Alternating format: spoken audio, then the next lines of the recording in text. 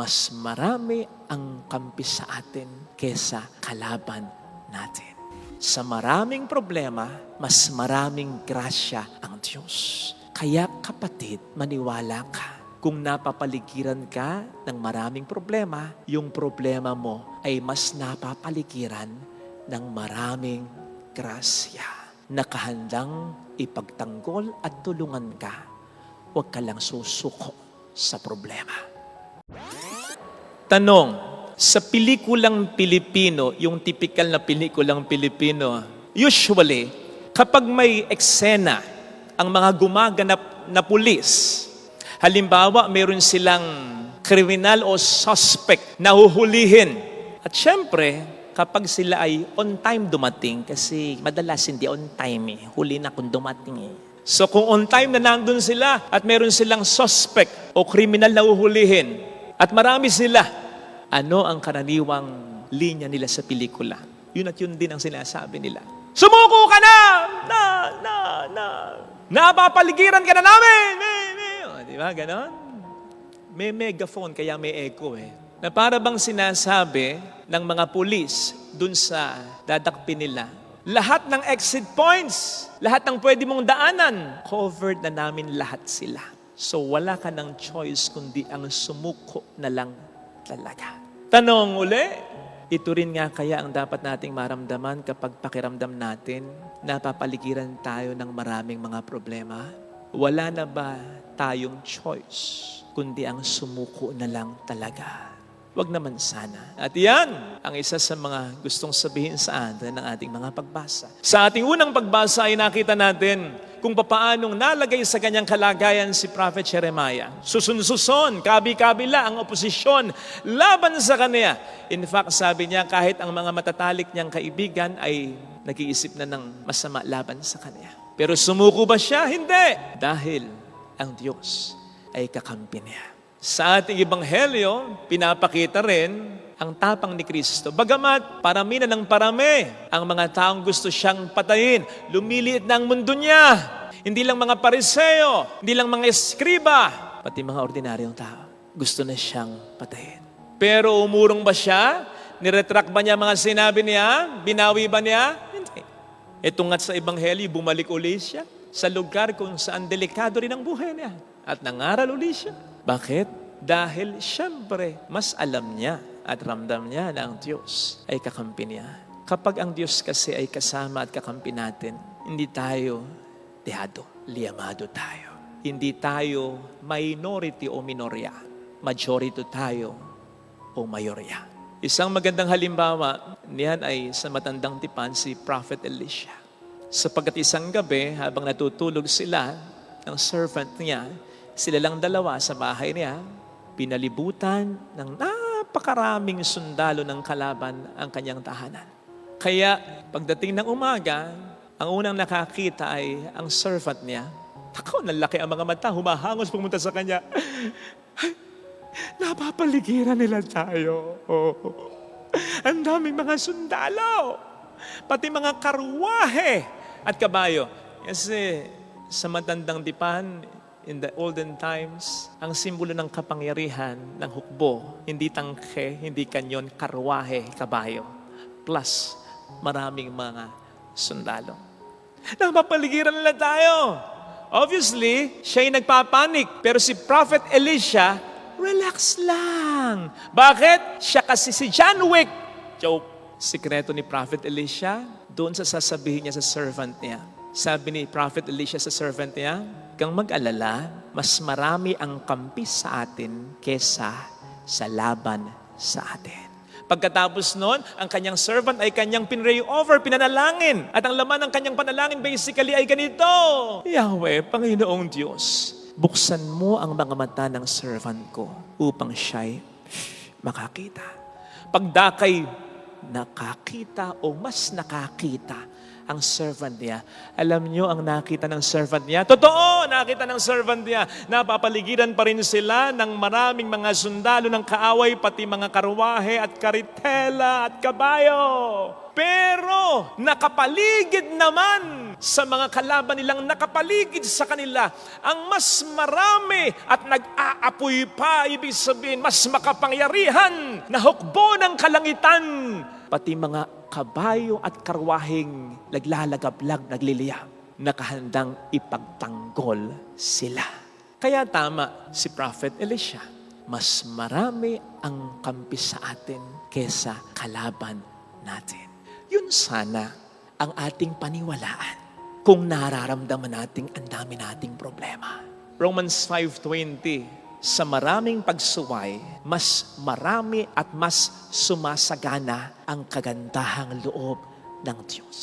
Paraphrasing this, sa maraming problema, mas maraming grasya ang Diyos. Kaya kapatid, maniwala ka.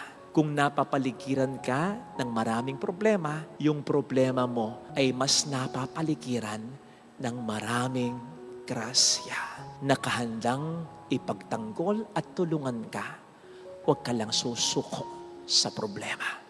Alam ninyo, walang katangian ng Diablo ng pagiging omnipresent. Yan ay tanging katangian, kapangyarihan ng Diyos. Anong ibig sabihin ng omnipresent? Being present everywhere at the same time. Walang ganyang kapangyarihan ng Diablo sapagkat tulad mo, tulad ko, bagamat makapangyarihan siya kaya sa atin, tulad natin, creature lang din siya. Hindi siya ang lumikha ng langit at lupa, hindi siya ang lumikha ng oras, kundi ang Diyos na bago pa ang oras, nandyan na. Hindi ganun ang Diablo. Kaya nga, hindi natin po pwedeng makita. Kung gusto nyo lang ha, gusto nyo bang makita si Satanas? Yung harapan? Ay, may sumagot. Gustuhin man natin, kahit ayaw natin, imposible. Bakit? Bilyon-bilyon ng tao sa buong mundo eh. Walang time si Satanas. Nandun lang siya, madalas, sa impyerno. Yun ang kuta niya, yun ang kaharian niya. Pinamamahala niya lang tayo sa mga junior demons niya, sa mga apprentice evil or demons niya. Kasi hindi siya po pwedeng everywhere at the same time. Only God can. Besides, madami ba ang demonyo? I don't think so. Hindi naman lahat ng mga anghel nag-aklas, di ba? Ilang portion lang? Maliit na porsyento lang? Kaya hindi po pwedeng lahat ng exit points covered nila. May paraan at paraan para tayo makatakas sa problema sa tulong ng Diyos. Naalala ko tuloy yung isang kwentong kutsero na napaligiran na nga doon ng mga pulis ang isang bangko kung saan nandoon na ang isang kilabot na robber na si Checo. Sabi nung hepe ng pulis, gamit ang megaphone, Jago! Jago! Go! Go! Go! Go! Go! Napapaligiran ka na namin! Sumuko ka na! Ha? Sumagot si Jago, hindi ako susuko! Talaga! Sabi nung hepe. Sabay confirm sa mga kapulisan niya. Oy, mga pahiya tayo dito. Sigurado ba ninyong lahat ng exit points na-cover na ninyo? Sir, yes, sir! Kaya kampante na ang hepe.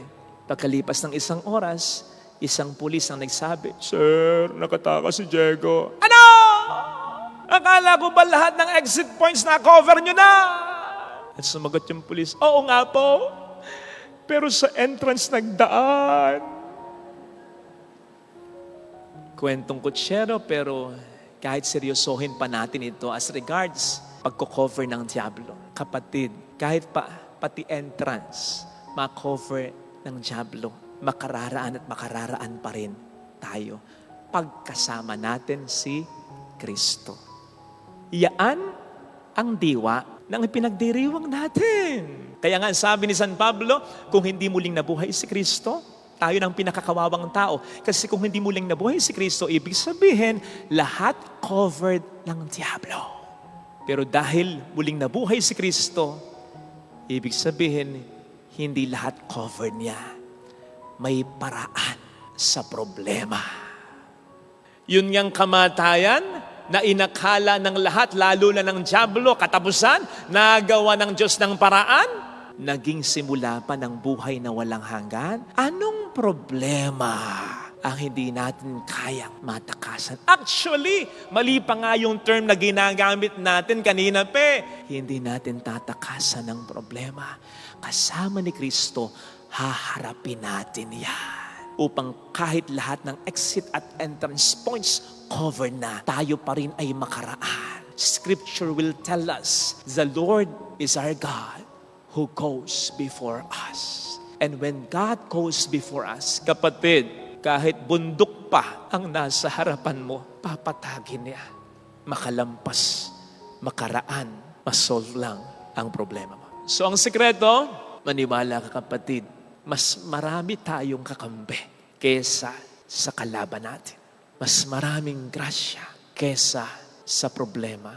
Hindi yun ang nakikita ko Ang nakikita ko, nawala yung scholarship ng anak ko.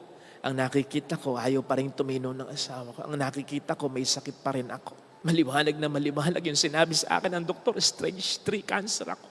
Yun ang nakikita ko. Hindi natin i-deny yan. Obviously, nakikita mo nga yan Hindi naman din natin i-deny yung nakita ng servant ni Elisha. Talagang nandun yung mga kalaban nila, maraming talaga. Pero anong laman ng panalangin ni Elisha sa kanya? Panginoon, buksan mo ang kanyang mga mata upang siya'y makakita. Upang makita niya na mas maraming grasya kaysa problema. Upang makita niya na mas marami ang kampi sa amin kaysa kalaban namin. Ibig sabihin, kapatid, yung nakikita ng ating mga mata, hindi lang yan ang dapat nating makita. Kasi kung mayroong physical at material na mundo, meron ding spiritual na mundo. Kung merong physical at material realm, meron ding spiritual realm. At ano bang mas totoo? Sige nga, ang mas totoo ba yung buhay dito sa lupa o yung buhay sa kabila? Hindi ba yung buhay sa kabila? Ang mas totoo ba yung katawan natin o kaluluwa natin? Sabi natin kahapon, ano bang namamatay? Di ba katawan natin? Ano ba nananatiling buhay? Di ba kaluluwa natin? O so ano mas makapangyarihan at mas totoo? Material o spiritual? Spiritual. At sa mundo ng spiritual, mayorya tayo, hindi tayo minorya. Liyamado tayo, hindi tayo tiyado. Kaya nga tayo nagdarasal at nananalangin sa kabila ng mga problema natin. Naniniwala tayo, hindi lang ito ang dapat na makita natin. Sa pananalangin natin, umaasa tayo na unti-unti ipapakita sa atin ng Panginoon natin ang mga kakampi at ang mga grasya na mas lamang at mas makapangyarihan kaysa mga problema at kalaban natin. Tandaan mong kinailangan ng libo-libong mga sundalo para dakpin lang si Elisha. Sipin ninyo, si Elisha lang ang dadakpin. Libo-libong mga sundalo pa. Karbahe at sundalo, kabayo. Di ba overkill yun? Di ba OA yun? Sige.